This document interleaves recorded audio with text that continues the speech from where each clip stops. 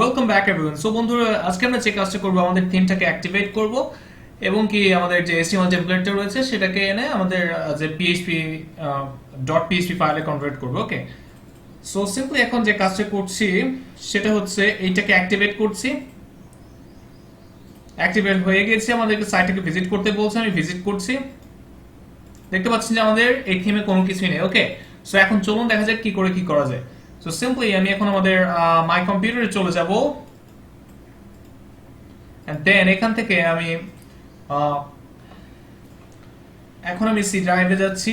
XAMPP, sorry বন্ধুরা, জ্যাম্পে না, আমি এট ফার্স্ট আমাদের HTML টেমপ্লেটটাকে কপি করে আনবো। এই টেমপ্লেটটা আপনাদেরকে দিয়ে দেওয়া হবে। আমি আমার পিসি যেখানে রয়েছে সেখানে আমি চলে যাচ্ছি, তারপর লার্ন হান্টার, দেন ওয়ার্ডপ্রেস সোর্স ফাইল, দেন ইজিয়ার মাস্টার। এটার ভিতরে আমাদের HTML টেমপ্লেটগুলো রয়েছে। আমি পুরোটাকে কপি করছি। ওকে, সবগুলো ফাইলকে কপি করছি।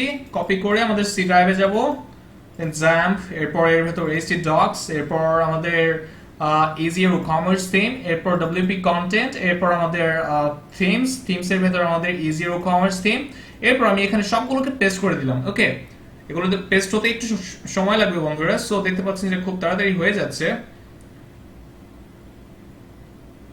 সো বন্ধুরা, দেখতে পাচ্ছেন যে আমাদের এটা পেস্ট হয়ে গিয়েছে। এখন আমরা যে কাজটা করব সেটা হচ্ছে সিম্পলি আমাদের এই ইন্ডেক্স, আমি একটা কাজ করি, আমাদের কোড এডিটরে চলে যাই।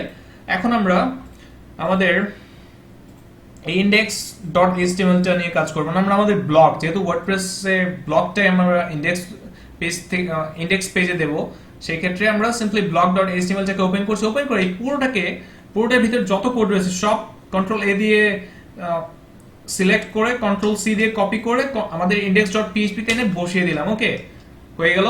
এন্ড দেন আমি এই ব্লগ ডট এইচটিএমএলটাকে কেটে দিচ্ছি। এখন যদি আমরা এখানে রিলোড দিই,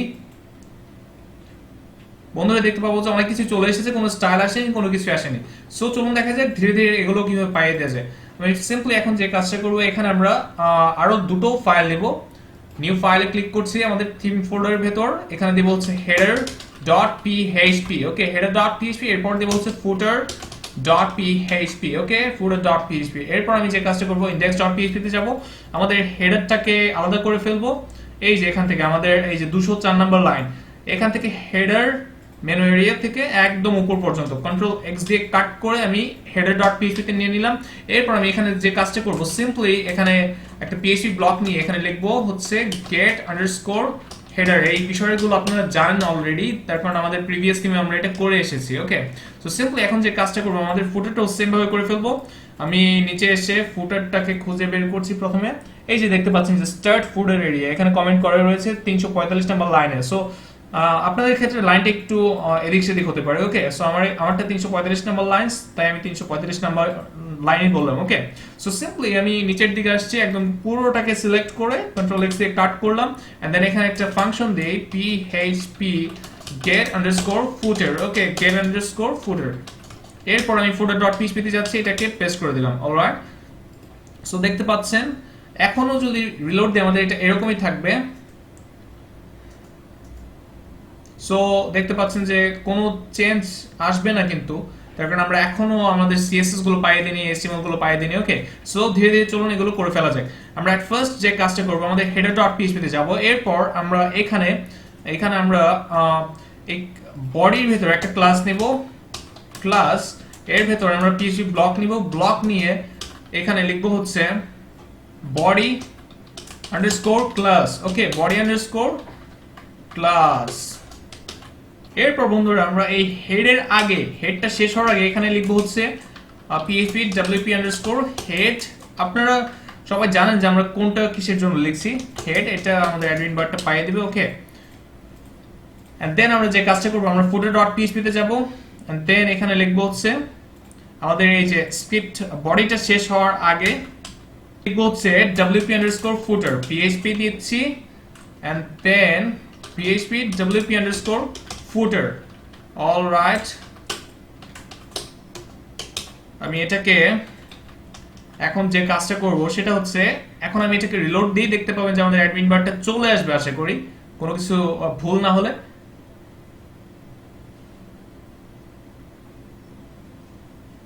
সো বন্ধুরা দেখতে পাচ্ছেন যে আমাদের অ্যাডমিন বারটা চলে এসেছে। ওকে, ও এই যে ওপরে এই টুলবারটা চলে এসেছে। সো এখন আমরা যে কাজটা করব, আমরা দেখি স্টাইলগুলো এখন আপাতত ইন্ডেক্স থেকে পাইয়ে দেওয়ার চেষ্টা করি। এট ফার্স্ট আমি হেডার ডট পিএইচপি তে যাচ্ছি, এরপর এখানে আমি সিম্পলি এখানে পিএইচপি ব্লক নিচ্ছি এই সিএসএস এর আগে আমাদের লিংকের ভিতরে লিংক, এই যে এখানে আপনারা দেখতে পাচ্ছেন, এগুলো বোঝারও কথা আপনাদের। এখন এখানে আমি ইকো করব get underscore template directory URI, ওকে URI। এরপর আমি এখানে একটা ফরওয়ার্ড স্ল্যাশ দিয়ে দিব। এখন আমি এগুলো কপি করব, কপি করে করে এখানে পেস্ট করে দেব। ওকে পেস্ট পেস্ট পেস্ট পেস্ট সবগুলোকে আমরা পরবর্তী পর্বে দেখব যে আমরা functions.php দিয়ে কিভাবে করতে পারি, আর এগুলো আপনারা অলরেডি পারেন যে কিভাবে করতে হবে। সো আমি এই এতটুকু করে দিলাম। এরপর যদি আমি এখন একটু রিলোড দিই, দেখতে পাবো যে আমাদের স্টাইলটা কিন্তু অনেকটা পেয়ে গেছে, দেখতে পাচ্ছেন স্টাইলটা কিন্তু চলে এসেছে। সো এরপর আমরা যে কাজটা করব, আমাদের footer.php যাব, এখান থেকে আমাদের এই যে স্ক্রিপ্টগুলো এখানেও এগুলোকে পেস্ট করে দেব, paste paste paste and then paste. So সবগুলোর আগে পেস্ট করে দিচ্ছি। আপনারা বুঝতে পারছেন যে এগুলো কি করছি, এর জন্য আমি এত কিছু বলছি না, জাস্ট পেস্ট করে দিচ্ছি। তার কারণে আপনারা অলরেডি একটা থিম ডেভেলপ করে এসেছেন।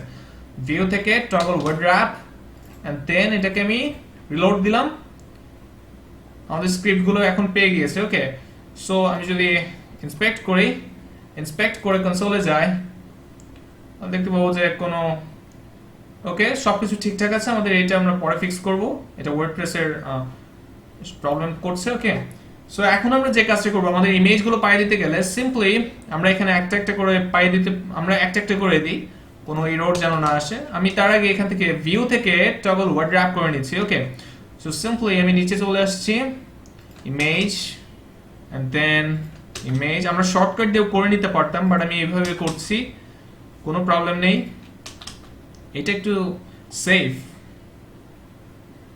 আমি যেটা মনে করি যে এটা সেফ। ওকে